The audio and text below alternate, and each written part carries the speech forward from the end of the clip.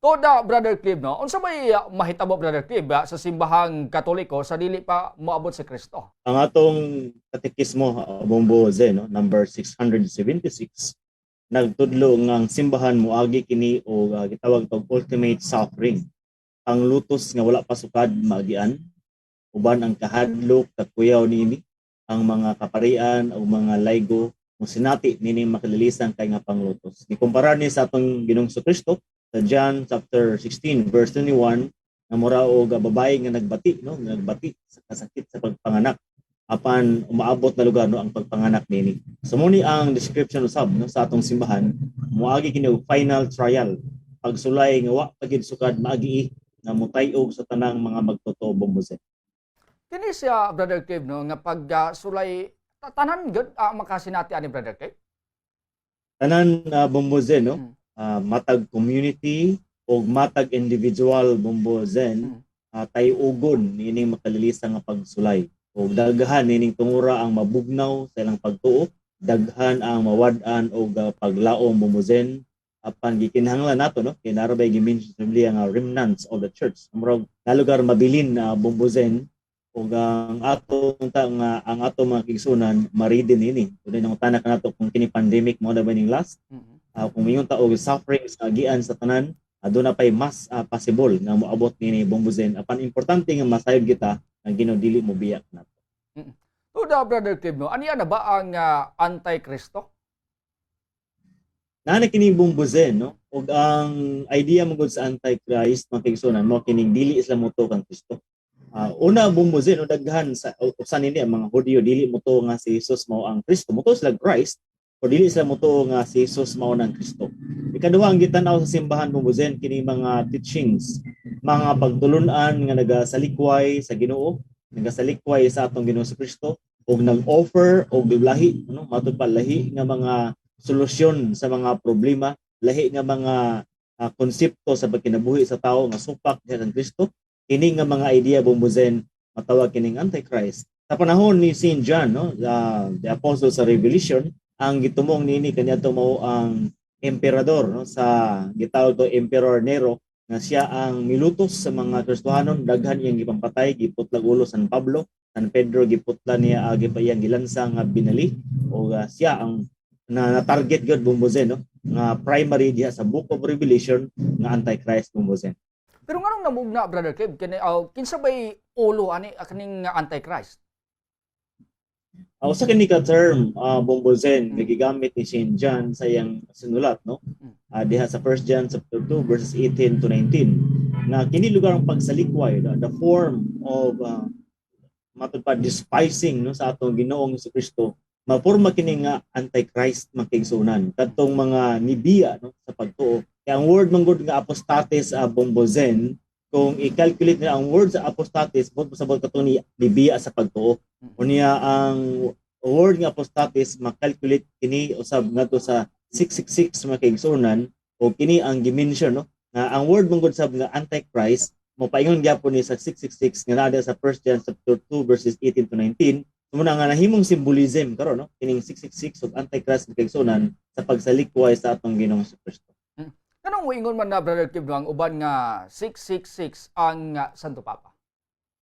Ang primary mong Bombozen nga gitarget ni Saint John atong panahon na mao kini ang emperador Nero. Na symbolism man ang iyang pagsulat sa Revelation. Muna nining tunguran pagsunan sa Revelation 13 kini, no, 16 pa yun sa 18. Makita nato diha ang gitawag nato nga calculation sa number ni Emperador Nero. Kaya kung tanawon lugar nato sa Hebrew Bombozen, no, ang Caesar o Kaiser, ang Q nini kisunod pwede ni isulat, ang Q nini is 100, ang S is 60, ang R is 200. Muna nga idugang din ang Neron, ang N is 50, ang W is 6, ang R 200, ang N is 50. Kung i-add nato tanan, no, ang mga litra sa ngalan ni Caesar Nero sa Hebrew makigsunan na Kaiser Neron, upaingon kini sa 666 nga siya man ang pinaka anti-Christ or anti-Christian nitong panahon na mo na nga gigamit ni Saint John sa Revelation nga kining numero sa mananap nga pintas nga nagpunting kang Emperador Nero mao ang 666 tungod kay iyang ngalan makpinta kini sa 666 makigsunan. Pero may Santo Papa Brother Clive nga paborito niya nga number ng 666? Actually wala Bombozen, no, ipasangil lamang kini nila. Mm. Gani na mo uban nga doon ako na title ang Santo Papa nga Vicarius Filii Dei. Apan kini nga title Bombozen never kini, no, nagikan pa sa panahon ni San Pedro paingon ni Pope Francis, wala kini gidala sa Santo Papa nga titulo. At the same time dili pod kini accurate, dili kini mo resulta sa 666 nga kaigsunan kung pintahon kining Vicarius Filii Dei nga nagpasabot og replacement sa anak sa Dios. Muna nga usa lamang kini ka false nga accusation batok sa atong Santo Papa. Ang tuda, Brother Kim, no, muhari ba si Kristo sa kalibutan na sulod sa 1,000 katuig? Mao ni ang teaching sa gitawag nga millennialism nga moabot ang atong Ginoong si Kristo o niya mahimo lugar siyang matawag to world king, no, mura sa hari baka sa United Nations nga siya moduwala sa tibuok kalibutan for 1,000 years. Apan kini magaigsunan, although nga gimension sa Biblia ang paghari sa Ginoo 1,000 years, but ang interpretation niini sa mga early Christians hangtod karon wala gid sila nagtuo nga usa kini ka historical event kundi usa lamang kini ka symbolism. O sukad lugar sa sinugdanan ang interpretation sa simbahang Katoliko niini pinasikad sa tradisyon or sa mga early Christians mao nga ang 1,000 years nagsugod kini sa dihang na-resurrect ang atong Ginoong si Kristo ug hangtod karon padayon pa kini magkaigsunan kay muni ang period or panahon nga nabuntog na si Satanas tungod sa pagkabanhaw sa atong Ginoong si Kristo. Dato pa walay gitawag na to nga historical nga paghari ni Kristo nga mura sa presidente sa United Nations nga siya magdumala sa tibuok kalibutan. Wala kini suportahi nga interpretasyon diha sa balaang kasulatan makigsunan. Pero tinuod ba, Brother Kev, nga mungit-ngit ang adlaw o ang mga planeta motipas diya sa hang adyanan? Ini nga cosmic science Bombozen dawat kini sa simbahan nga tinuod kini mahitabo kini historical. Gani ang kangit-ngit lugar panahon sa Ehipto sa dihang dunay kadaot nga gihatod, no, pinagi ni Moses og sa Ginoo, mobalik kini nga panahon matud pa Bombozen nga kangit-ngit. Kung atong mabantayan ang Biblia, ang cosmic mga butang, no, kini na mga planeta, bituon, adlaw gagamiton kini sa Ginoo nga sign sama sa eclipse, so sayang gitawag nato nga paglansang sa krus dunay eclipse mahitabo. Ang rainbow gigamit sa panahon ni Noah, ang dalugdog, ang bagyo ug uban pa makigsunan nga lihok sa mga kabituonan gagamiton kini sa Ginoo nga maghimo nga sign pagpunting kaniya. Ug usab kini Bombozen, no, apil kini sa gitawag tog mga tilimad-on nga mahitabo second coming sa atong Ginoo nga dunay gyud mga panghitabo sama sa pagngit-ngit sa adlaw ug uban pa mga lihok sa kawanangan nga dili na masabtan sa tawo Bombozen. Pero may kuan ba ni Brother Kev kung sang pitsahan ni mahitabo? Wala hinon na tala Bombozen kung kanusa kini nga pitsa mahitabo. Apan ang interpretation sa atong simbahan ni mao nga murag hinay-hinay, no, murag dunay gradual nga pagkahitabo niini. Murag ang kapait ug ang mga sign magdungan kini mag-anam og kalisod ug ang mga tilimad-on usab sa langit makigsunan murag magkaanam po nga kaobserbahan sa mga tao nga lahi ug dagan ang kawanangan ug mao kini ang mga timaylahan sa magbalik sa atong Ginoong si Kristo. Kinsa man to, Brother Kev, kining mga mini nga propeta? Ang interpretation nato nini Bombozen mao kini mga tao nga nag-claim sila sama sa atong Ginoong si Kristo, mura sila og mga dinihugan. They are messengers directly coming from God, no, so muna ang mga bantayanan makigsunan. Kanato San Pablo, nakita si San Pablo visions gikan sa Ginoo. Nabuta siya, naulian, nadugog ng tingog sa Ginoo. Apan wala siya nag-create iyang own nga grupo. Napabunyag siya o nagpasakop siya sa simbahan ng Katoliko ang gitukod sa atong Ginoo si Kristo. Una nga kung doon na may mga claimants nga nakakita sa Ginoo, nagpakita ang mahal nga Birhen Maria kanila, o doon nahimo sila mga messengers of God or mga last prophets makigsuonan, bantayanan kini kay posible nga mao kini sila ang patumanan, no? In general lugar atong gisutan, patumanan sa gitawag nato nga mga mini nga mga propeta nga moingon sila nga sila ang Christ or sila ang mga messengers nga tigsunan. Pero natay mga gakadung, I don't know kung sa katil Brother Kim na nakoy gakadunggan nga mga pare or madre nga maka vision bitaw nila nga makita nila ang Ginoo or na mga mensahe nga gipabot kana, Brother Kim. Wala kini problema Bombozen, no? As long dili sila mo create og another group. Kaya kung mo create sila another group kunya mahimo sila nga sentro, no? Sila na ang sentro, sila na ang sentro sa mga admirations o uban pa, mahimo kini usa ka cultic worship ang kaigsunan. So mo niyang bantayanan kay like St. Paul nga nakita sa visions apan ang hitabo mo iyang grupo nagpasakop sa Katoliko. So walay problema kung makita og vision, walay problema ang kaigsunan. Ug ang usa sa mga primary nga gitawag nato og criteria sa mga visionaries kung ang ilang message nga na-receive dili mo contradict sa revealed truth, no, nga gihatag ni Kristo sa iyang simbahan. Sa ato pa og dili ka makig-contest, makig-competition sa simbahan nga gitubo ni Kristo, dako chance nga authentic ang visions nga imong na-receive. Pero makig-compete ka sa simbahan nga gitubo ni Kristo, dako kay sa dag chance nga kini dili kini iya sa Ginoo nga vision ing so. Tinuod ba po da Brother Kev kining rapture? Ang rapture magigsunan, no, lahi ang mind niining mga verses nga gamit na sa Biblia tungod kay para sa ila lugar bumbuzen panahon sa suffering or tribulations ang mga mataro nga mga tao ilain unya ang mga daotan ra mo'y ibilin. So they believe nga sila lugar ilain sa Ginoo mo na ang uban sa ila magtago dito sa mga langub, magbaligya sa ilang mga kabtangan, ilang tigumon lugar kay ilahi na lagi sila, so muna nga rapture. But kini wala suportahin, no, diha sa interpretation sa Biblia kung kanya itong gitawag diaspora in year 17, no, sa dihang gi-persecute ang entire nga nation sa Israel magigsunan ang matarong ug ang daotan parehas man nangaigo, no, parehas man naka-experience sa persecutions o wala pod na yun na Ginoo nga ilahi niya, no, ang iyang mga sakop, no, nga dili maigo sa tribulations. Ang iya lamang gisaad sa Matthew 28:19 nga ubanan kita niya, no. So nini panahon sa tribulations, panahon sa kapait o pulisdanan, sa pagpaabot sa second coming, maapil kita nini makigsunan apan ang nindot kay nagsaad ang Ginoo nga iya kitang ubanan ug lig-unon niining tungura. Kani po nga ang uban Brother Kev, no, nga dili Kristiyanos nga relihiyon, nagtudo ba usab kini sa pagkatapos sa kalibutan? Nagtudo sa bumbuzen, no, ato bantayan lugar niya atong niagi makatuigan, say for example in year 2012 nga ang Mayan calendar magigamit, no, nakapaukay sa tibuok kalibutan kay matod palagi December 21, 2012 matapos ang kalibutan. Ang mga Hindu sa bumbuzen doon na po ilang Vishnu, no, sa kini ka term gigamit nila sa katapusan or end of the world. Ang Biblia nagtudo sa Armageddon nga gamit ko sa pinis sa mga Hudyo para sa ila Day of the Lord. Bisan mismo sa Islam bumbuzen, no, nagya po end of days nga para kanila apil usab mobalik ang atong Ginoong Kristo sa atong Quran sa Islam, mobalik usab ang Ginoong Kristo para pagpatay sa Antichrist. Sa ato pa even sa mga pagans or other faith religions, no, bisan mga non Jewish or non-Abrahamic religions nagtudlo dahil gihapon nga dunay end of the world or end times nga kigsunan.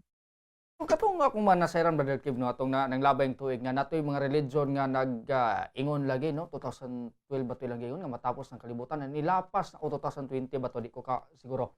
Pero nilapas naman wa man gyapon natapos ang kalibutan.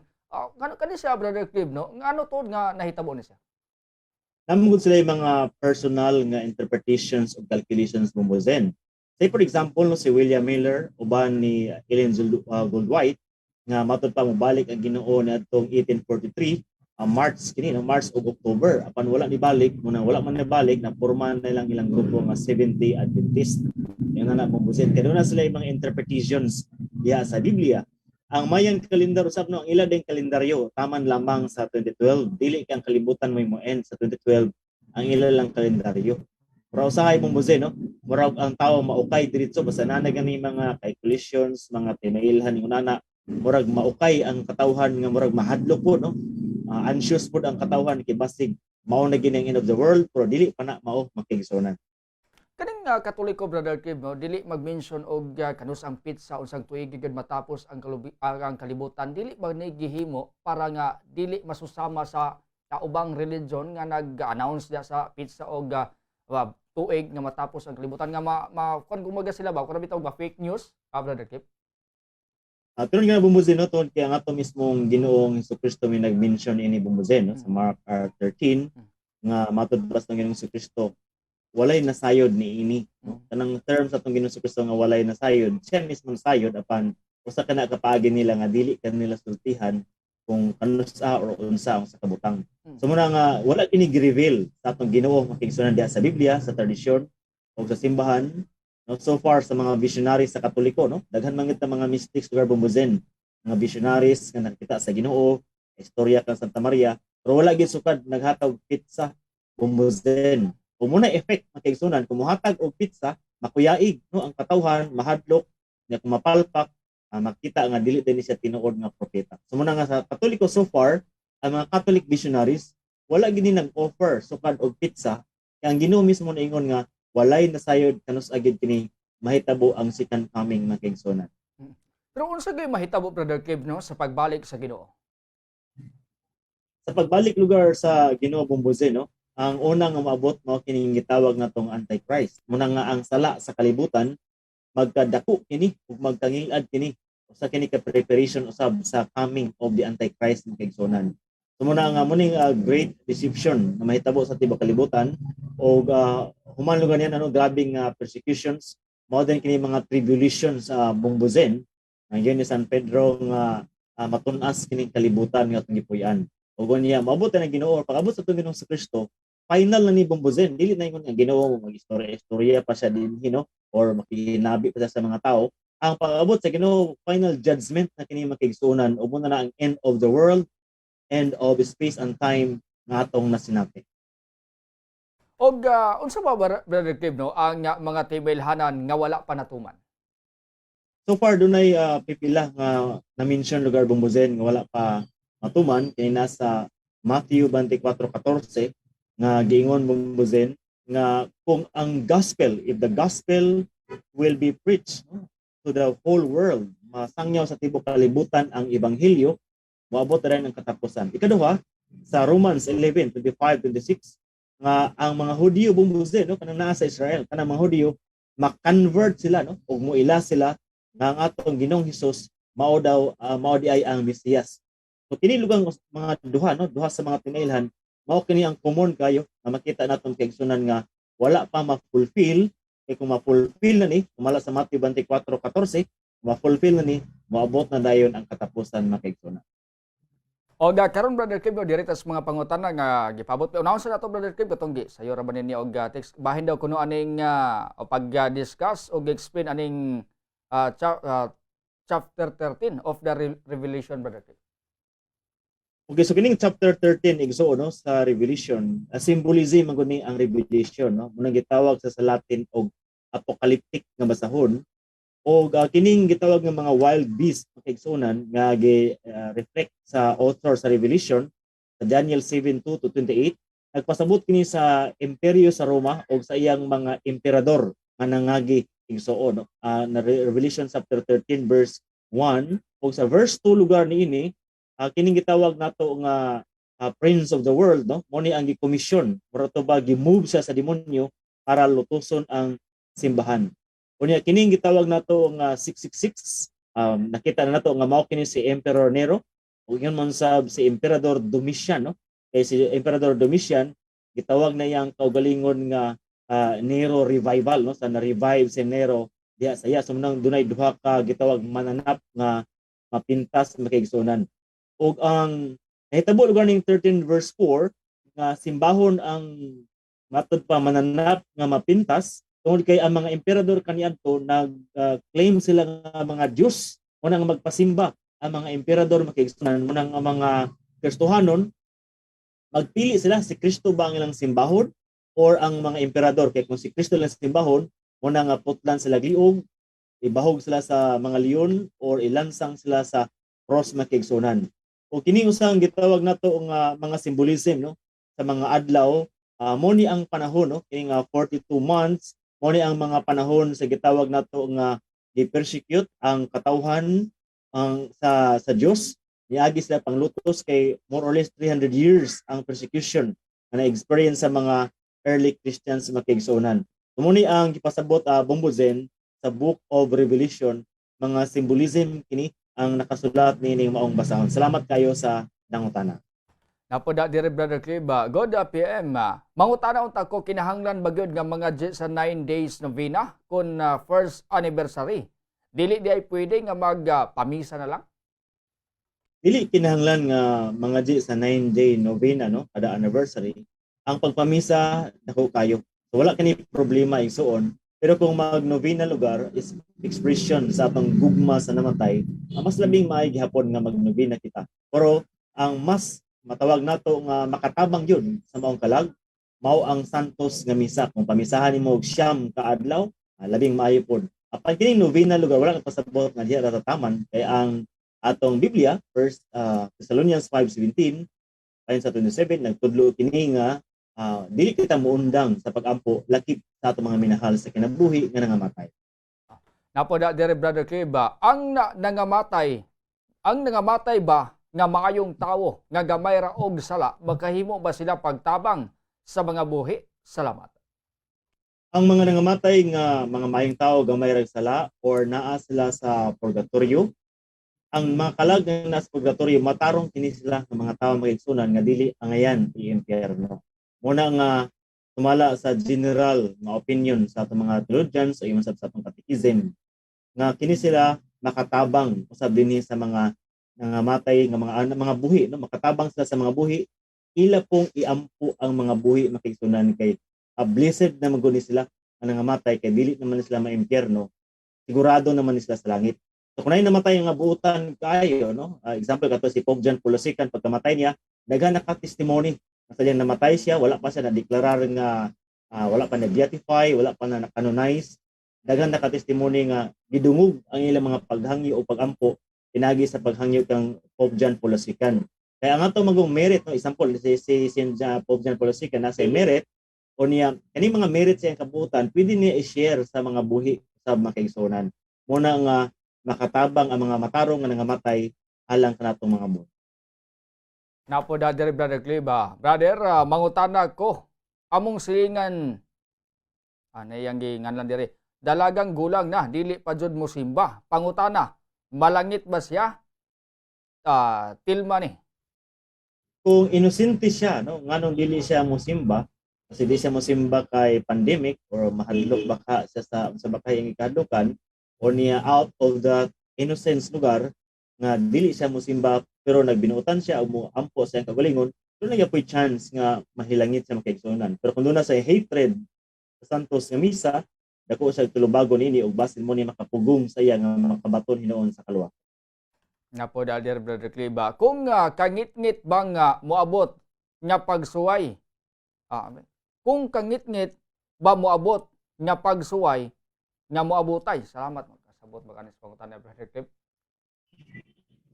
Na umunihang unsa na kon banin kung kangit-ngit bang moabot nga pagsuway nga moabutay na nasabtan ba ninyo Brother Clip yung pangutana? Siguro ang iyang pasabutan ni Bombo Zen kang kining kangit-ngit nga moabot sa kalibutan usa ba kini ka pagsulay. Mahimo kining usa ka pagsulay makigsunan sa atong pagtuo kay ang may tabo mo guni ini ang feeling pagbati sa mga tao nga murag wala na ti paglaom o gibiyaan na sa Dios. Una nga niya ng panahon na, kinahanglan nga magligon ta. No? Apan dili ata muhulat nga mungit-ngit pa ang kalibutan, kundi everyday sa atong daily trials, dapat ligon ta na musalig pag-ayo sa atong Ginoo. Ano po na, dear Brother Kiba? Speaking of Antichrist, ang vaccine mandato, mauna ba kaha ni ang first step sa 666 senaryo? Kung ang vaccine mandate maaprobahan sa ra pag manupula sa mga tao, kung ilahas na buhaton ang Antichrist pinagi sa pagpatatak. Actually, ang gitawag na itong Antichrist lugar nga 666, no, nahitabo na kini niya sa panahon sa early Christians.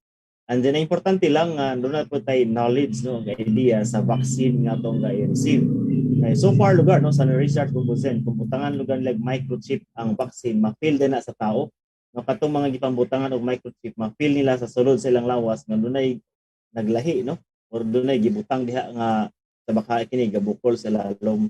But so far wala pa na vaksinan lugar Bombozen. Naningon siya nga murag na may gatibugol sa ilalom no kay microchip na ito. So kini lugar nga ang mga kahadlok nga gaigsunan, murag sinilingan pa kini no, sinilingan kini nga mga istorya. Na dili kita dito mutuon ini no, tinahan kita nga mo research aron nga knowledgeable kita sa atong gadawaton nga vaccine o dili pa kini mao no, dili kani mao natakay no.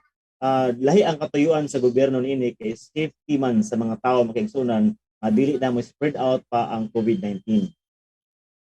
Apo da dire Brother Kim, no? Ako mga J o maghalad sa mga kalag, amahan namo na sa langit pagdaygon ang imong ngalan, moabot kanila ang imong gingharian. Ang kalanon namo sa matag adlaw ihatag kanamo karong adlaw og pasaylua sila mga kalag sa purgatorio sa ilang mga sala. So kaniyang pamagis pagampo Brother Kim, okay ba gyapon ni? Ato pasabot sa iya nga dili maayo nga i-change nato ang pag-ampo sa mahanamo. Tungod kina kini sa Matthew chapter 6:9-15, ug atong respetuhan ang atong Ginoong Kristo nga nagporma dinhi pag-ampo. Pwede nato idugang, no? Pwede nato idugang makigsunan nga pasaluon usab. Manugan nimo pangadji ang mahanamo, dili mo kami itugan sa pagsulay, no? Luwasa kami sa kadautan. Amen. Pwede din mo idugang nga pasaluon usab ang makalag sa purgatorio ngalan ni ngalan. Mas nindot na siya makigsunan kasi imong i-alter ang prayers sa mahanamo, no? Kay we respect the prayer gikan kini sa atong Ginoong Kristo og ang simbahan mando usab nga dili kini i-alter ang atong mga prayers kay daghan usab nga mga early Christians nga nagpakamatay dining matanga sa pag-ampo. Salamat kay. Na iya pangutana po dire Brother Kim, good PM katong mga tao nga mibiya sa Katoliko, matawag ba na sila nga antichrist? Kung deliberate, no, doon na may duha ka matawag to nga diferensya sa pagbiya. Na inibiya nga inosente. Ani o ba napugos lang gitagaag bugas, no, gitagaan og tinapa or noodles ni biya. Apoy deliberate but pasabot nga klaro sa iyang konsensya ng Katoliko tinuod o nianang tong raya kining isalikway.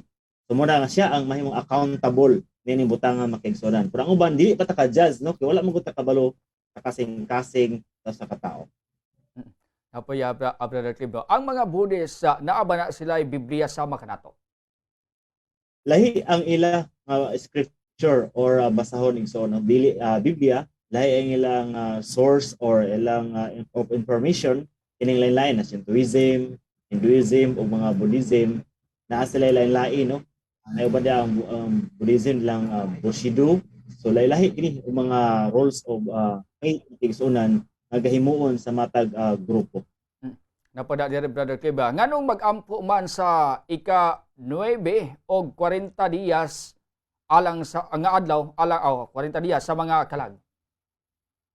Ang atong gisunod nini mao ni tawag sa prinsipyo sa Biblia nga gematria, sabot nga paghatag og sanctification sa pipila ka adlaw or pipila ka bulan or tuig. Sumo nang ang Bible hisgot sa 9 days, sumo atong nasunod ng novena nato, no. Mga 9 days celebration kini sa Biblia ug ang 40 days usab, no? Makita nato ang significance ni 40 ka adlaw nagpuasa ang mga propeta, si Jesus. So kining 40 days of prayer. Sumo nang una po tayo pag-ampo sa 40 ka adlaw, una po tayo pag-ampo sa mga novena makaigsunan. Mga numero kini, no, nga gigamit sa pag-sanctify o sa period of time diha sa balaang kasulatan. Apan they are all period of prayer na himonta ni diha sa pag-ampo. Napoda dire Brother Clive, no, duha niyang pangutana. Una niyang pangutana, legit ba gyud ang Maria Divine Mercy? Ikaduha, matod sa taga Maria Divine Mercy nga sacrilege of all sacrileges ang pagpangalawat nga dawaton sa kamota, mas maayo pa daw nga dili na lang mga lawata og mag-spiritual communion na lang. Tinuod ni? Ato ipaklaro nga dili legit ang Maria Divine Mercy. Gimanduan kita sa atong simbahan nga ipasalikway kini nga matang sa debosyon kay deceiving. Kining Maria Divine Mercy alias ni, no, ato ipaklaro alias kini ni Maria Carberry. Kini sa Maria Carberry makigsuonan mo ni nag-claim nga usa sa ka visionary apan diha sa internet visionary, no. Wala makiti kinsa siya o dili siya kapakita kung sa siya. Nadiskubrihan na lang nga si Maria Carberry di ay mao kini nagpagawas sa iyang kagulingon propeta daw nga babae nga Maria Divine Mercy. So atong gihangi ang tanan, no, nga isalikway kini kay ila pong sagulan og mga prayers sa atong simbahan mo na nga deceiving. Ikaduha, dili ta makaingon nga dako kay sala ang pagpangalawat sa kamot. Ang Ginoo niingon sa Last Supper Matthew 28 Matthew 26 pa yun sa 28 nga iya kining gihatag, no, gitunol kanila. Wala man gingon sa Biblia nga gihungit kanila.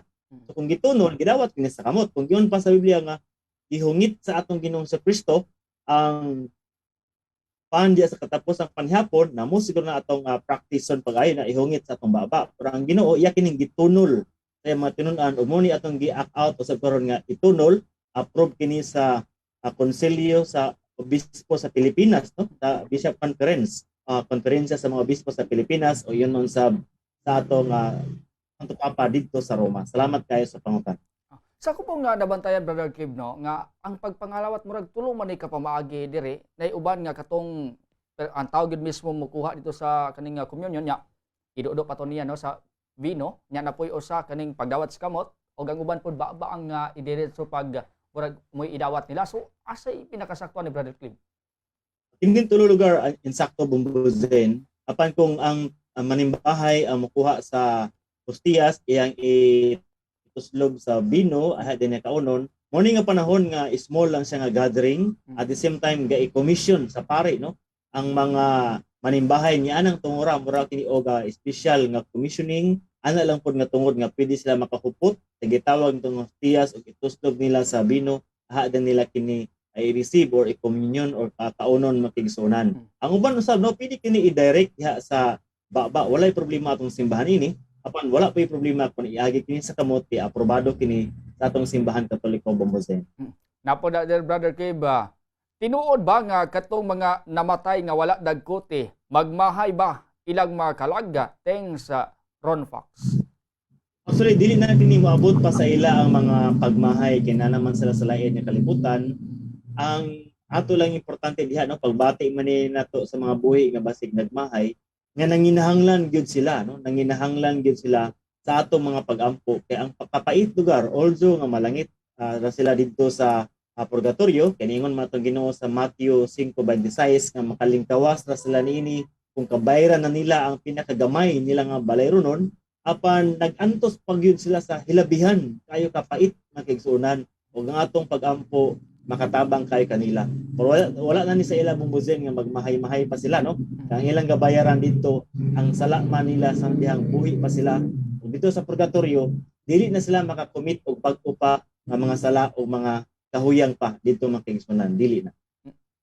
Napo da Brother Clive, kining giingon nga gipadayag nga ang mga tawo nga walay patik sa agtang og sa tuo nga kamot dili baka pamaligya og dili na sab makapamalit literal ba ang pagsabot ani o simbolik lang? Palihog ko pasabot ani brada og kabahin sa panghitabo sa kalibutan karon nga wala mabakunahi ang mga tao dili na makasulod sa bisan asa nga establishmento og tingali moabot ang panahon nga dili na pod makapamaligya og makapamalita. Mao na ba ni ang katumanan sa panagna sa gipadayag?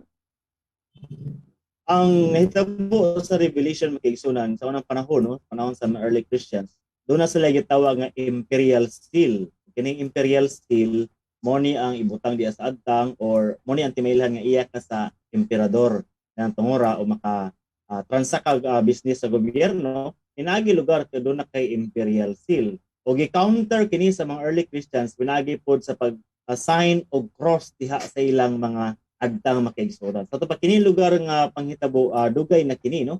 O dili pod, no, it's too early or premature nga moyon kita nga mao na kining vaccine. Kay ang vaccine man gud usa siya ka pamaagi para pagsumpo sa virus. Kung wala po yung vaccine makigsunan, imagine nato isod kayo sumpuon ang virus, no. Ato naman ang niagian nitong mga panahon sa lockdown pinagi sa pandemic. Ato pa ang intention sa pag-vaccine makigsunan is lahi o ang intention sa 666 kaniadto lahi. Kay kung nakay imperial seal, bot pasabot nga iya ka owned ka by the emperor. Pero karon kung nakay vaccine, bot pasabot nga doon na kay katakos imong lawas nga makigbatok sa virus. Sa to pa dunay kalainan ang tatak nga 666 o kining vaccine makigsunan, dili siya applicable igsoon. Napo da Brother Clive, God PM. Last Sunday dunay usa ka texter nga nangutana nga tinuod ba nga naa bagyoy adan og iba sa unang panahon. Og ang imong tubag nga simbolik lamang kini og wala gyud tawo nga adan og iba kaniadto. Karon pasabta daw ko Brad nga kung walay adan og iba kaniadto, asa man di ay nato nasunod ang sala nga panulundon. Di ba sa ila man nato nasunod ang sala nga panulundon? Then how come nga wala ni sila nga mga tawo kaniadto? Salamat kayo sa pangutanan, no, kay ato i-clarify og ayo. Dunay first man and woman. Dunay unang tao sa kalibutan unang babae ug unang lalaki. Pero wala sila nganli nga Adan og Iba. Kanang naa diha sa Biblia nga Adan og Iba, representation lamang kana sila sa gitawag nato nga unang babae ug unang lalaki sa kalibutan. Atong simbahan nagtuo gihud og ganing gitawag nga monogenism. Bot pasabot nga nagsugod ang tao sa kalibutan diha lamang sa duha ka partner, usa ka babae ug usa ka lalaki. Pero kining unang babae ug unang lalaki sa kalibutan wala kini hinganli og Adan ug Iba. Mao kana ang atong ipasabot makigsuonan. So munang nadya sa Biblia kini nay Adan ug Iba, karakter kini sa istorya, at the same time representation kini sa first man and woman. So ang atong first man and woman diri sa kalibutan nga wala nganli Adan ug Iba, nakasala sila o kining ilang sala lugar mo ni ang effect no aton experience karon dili ato friends sa Ginoo, nawad-an na ang tao sa kusog sa paghimog binuutan. Sumunang dunay gyapon original sin makigsunan nga nakasulod sa kalibutan pinagi sa first man and woman. Ang punto lamang nga ang first man and woman wala sila nganli nga Adan og Iba. Salamat kayo. Okay. Napo da diri Brother Kiba, mga nakoy nakitaan nga libro sa mga Mormon sa una sa dalan. Ug akong gibasa na tingala ko kay naa sila kaugalingon nga mga propeta nga wala sa daang kasabutan. Tinuod ba kining ilang mga propeta og giilaban ni sila sa uban nga mga Kristohanon o kanato nga Katoliko? Ang mga propeta sa Mormons una no, mo makita nato ang ilang Bible, ilang gidugangan o kining ilang kaugalingon nga libro na ilang propeta sama ni Moroni. Una kini makigsunan claim lamang kini sa ilang founder nga si Joseph Smith nga nag-claim siya nga nagpakita ang Ginoong Hesukristo sa iya. Adunay golden tablets nga gihatag gitunol daw sa iya. Ug mo ni mga basahon ni Moroni no, uban pa nila mga basahon diya sa Mormons. Muna makigsunan nga dili kini ang ayan dawaton kay ato nang i-trace sa early Christians, dili kini matrace kay claim lamang kini naghuna-huna siya nga naka-vision siya or makita nato nga ang sulod diini ang contradict sa teaching sa Biblia o ingon man sa diha sa sagrado nga tradisyon. Salamat kayo sa nangutana. Napo da diri Brother Clive no. Pananglit og dili magkakumpisal sa pare og kanunay nagampo, kanunay pod nangayo og pasaylo sa Ginoo, pasayloon bagihapon ang iyang mga sala. Napo yang dugang dire. Ang tawo ba nga mamatay nga walay simba og pagampo sa Ginoo unya nakasala naabay puruhan mapasaylo siya sa Ginoo kung iampo sa taong buhi. Salamat from Baongon Bukidnon. Dunay conditions no nga example nakasala ka og venial sin, dili ka mangumpisal diha sa imong pagpangayag pasaylo, mapasaylo kini kaayo. Kung nakasala ka og mortal sin makigsunan unya dili ka makapangumisal kay in the absence of a priest, dili available ang pari, mapasaylo gyapon kini kung doon na kay tinuray no kining gitawag ng perfect nga contrition diha sa imong kasing-kasing.